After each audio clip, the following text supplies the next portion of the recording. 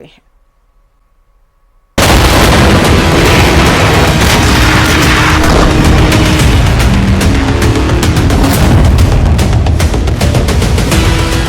Ukraine से आई तबाही की ये तस्वीरें नई नहीं हैं। तीसरे वर्ष में प्रवेश कर चुका युद्ध यूक्रेन की करीब 60% जमीन पर बर्बादी की कहानी लिख चुका है।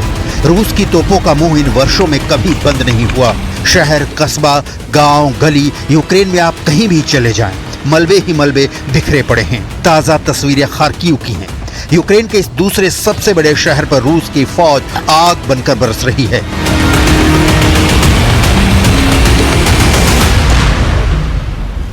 खार्किव वही रीजन है जिस पर रूस ने 2022 में कब्जा कर लिया था। यूक्रेन की फौज ने जबरदस्त फाइट बैक किया और रूस जब दोबारा खार्किव के खिलाफ अभियान चला रहा है तो यूक्रेन की फौज एक बार फिर मुंहतोड़ जवाब दे रही है।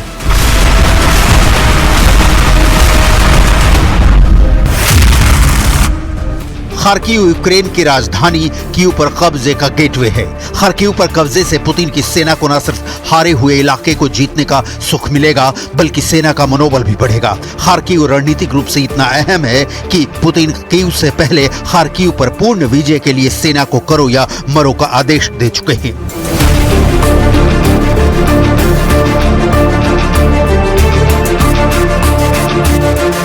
खार्किव के अलावा रूस की सेना इस वक्त माइकोलाइव में भीषण युद्ध लड़ रही है, लेकिन युद्ध की इन भयानक तस्वीरों से भी ऊपर वो खबर आपको दिखाती ही जिसकी सच्चाई रूस और यूक्रेन को ही जलाने वाली नहीं है बल्कि इसका असर पूरी दुनिया पर होगा।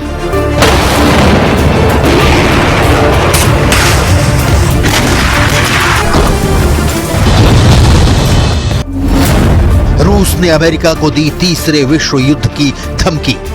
रूस की जमीन पर हुआ हमला तो थर्ड वर्ल्ड वॉर तय। पोलैंड ने आग में घी डालने का किया काम।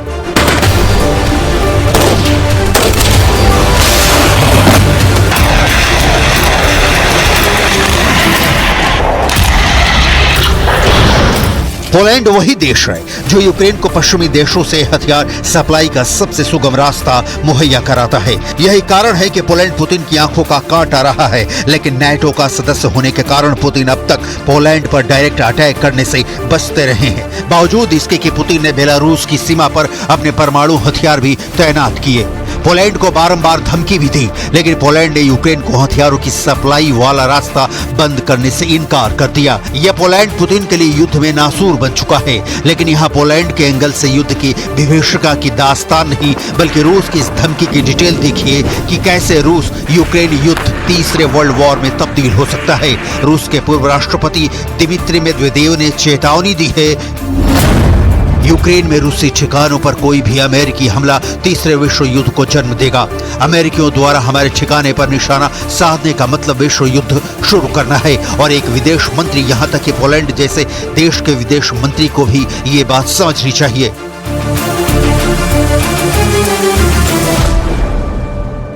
रूस के पूर्व राष्ट्रपति दिमित्री मेदवेदेव अभी रूस की सुरक्षा परिषद के उपाध्यक्ष हैं। उन्होंने पोलैंड के विदेश मंत्री सिकोरस्की की टिप्पणी पर यह बयान दिया है। पोलैंड के विदेश मंत्री सिकोरस्की ने दावा किया कि अगर मॉस्को ने यूक्रेन में परमाणु हथियारों का इस्तेमाल किया तो अमेरिका रूसी ठिकानों पर हमला करेगा।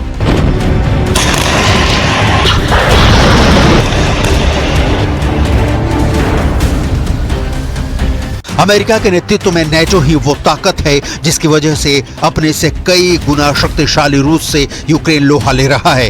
पुतिन के सलाहकार और रूस के पूर्व राष्ट्रपति दिमित्री मेदवेदेव इसके पहले कई बार परमाणु युद्ध की धमकी दे चुके हैं। हालांकि उन धमकियों का कोई असर यूक्रेन पर नहीं हुआ। उल्टे नाटो ने ज़ेलेंस्की को हथियारों की सप्लाई और बढ़ा दी। अब रूस ने अमेरिका को ताजा धमकी दी है तो इसका कारण है आपकी स्क्रीन पर दिख रही ये तस्वीरें।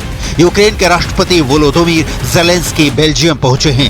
बेल्जियम ही वो देश है जो अमेरिका के ऑर्डर पर यूक्रेन को F-16 लड़ाकू विमान देने जा रहा है। यह राष्ट्रपति ज़ेलेंस्की ने उन F-16 फाइटर जेट को भी देखा जो इसी साल यूक्रेन पहुंचने वाले हैं। ज़ेलेंस्की बेल्जियम के बाद स्पेन और पुर्तगाल जैसे देशों के दौरे पर जाने वाले हैं और इन सारी यात्राओं का एक ही मकसद है कि यूक्रेन को ज्यादा से ज्यादा हथियार मिले। रूस के हमले बढ़ने के बाद यूक्रेन हथियारों की भारी कमी का सामना कर रहा है। ज़ेलेंस्की के जनरल दुनिया को बता चुके हैं कि उनके पास जो मौजूदा हथियार है उनसे रूस का मुकाबला ज्यादा से ज्यादा 3 महीने तक किया जा सकता है। यही वजह है कि ज़ेलेंस्की चाहते हैं कि F-16 जैसे विमान जितनी जल्दी हो सके यूक्रेन पहुंचे, और दूसरी ओर रूस है जिसे आशंका है कि ज़ेलेंस्की को F-16 मिला तो रूस असुरक्षित हो जाएगा।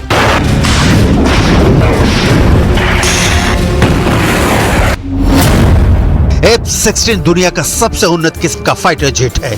अमेरिकी निर्माता लॉकहीड मार्टिन द्वारा निर्मित F-16 चौथी पीढ़ी का लड़ाकू विमान है। दुनिया भर में 25 से ज्यादा देशों के पास F-16 विमान है। ये 2145 किलोमीटर प्रति घंटे की रफ्तार से उड़ सकता है। इसमें हवा से हवा और हवा से जमीन में मार करने वाली मिसाइलों को तैनात किया जा सकता है। F-16 में लगने वाली मिसाइलों की रेंज 100 किलोमीटर है।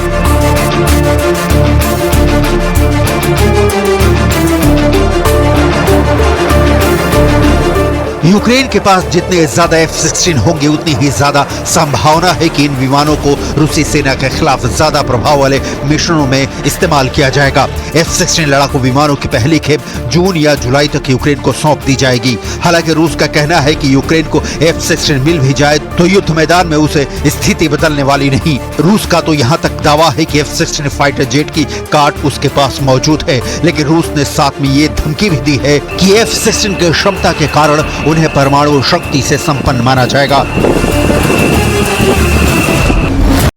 जाहिर है यही कारण है कि रूस यूक्रेन के उन हवाई अड्डों को निशाना बना रहा है जहां से F-16 उड़ान भरेंगे। एक्सपर्ट मान रहे हैं कि ऐसे में यूक्रेन के सामने बड़ी चुनौती होगी कि F-16 मिल भी जाए तो उड़ान कैसे भरेंगे।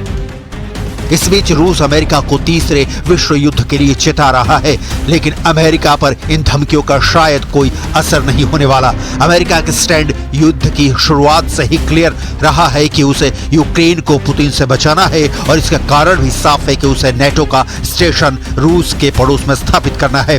रूस इस बात को भलीभांति समझता है, लेकिन पुतिन किसी भी तरह का परमाणु हमला करने से अब तक बचते रहे हैं। इसका कारण घरेलू भी है और अंतर्राष्ट्रीय भी, क्योंकि परमाणु युद्ध हुआ तो सिर्फ यूक्रेन नहीं जलेगा। इधर यूक्रेन पूरा जोर लगाकर रूस को रोकने की कोशिश कर रहा है।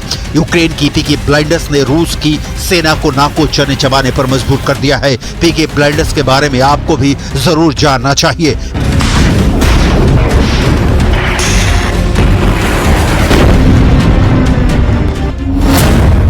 पीकी ब्लाइंडर्स यूक्रेन की सेना की वो टुकड़ी है जो घात लगाकर ड्रोन से हमले करती है।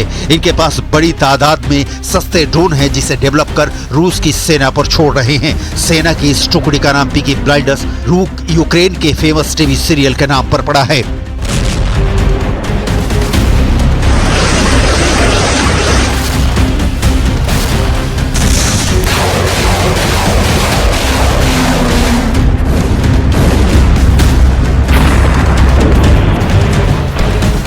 पीकी ब्लाइंडर्स के जवानों के हेड पर ही लिखा होता है, ढूंढो और मार डालो।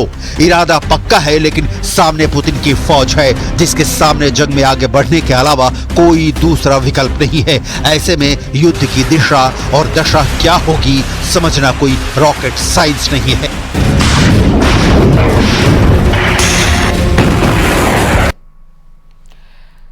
इजरायल और हमास के युद्ध के बीच बड़ा टर्निंग पॉइंट आ चुका है। इजरायल के प्रधानमंत्री बेंजामिन नेतन्याहू ने पहली बार कहा कि उन्हें गाजा में आम लोगों की जान जाने का